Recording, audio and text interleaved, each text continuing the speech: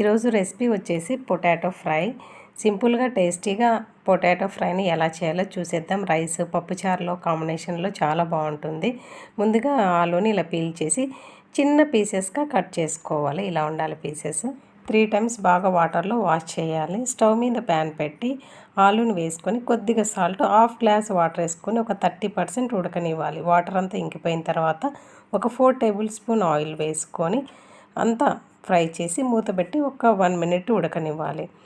Water ఇంకిపోయిన తర్వాత కొద్దిగా salt, పసుపు వేసి సిమ్లో పెట్టుకొని ఫ్రై చేసుకోవాలి.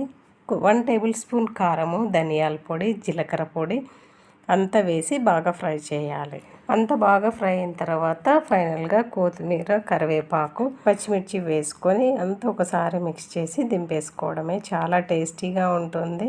ఈ ఫ్రై వచ్చేసి ఓల్గా చేసుకున్నప్పుడు కూడా సైడ్ డిష్గా చేసుకోవచ్చు. చాలా బాగుంటుంది.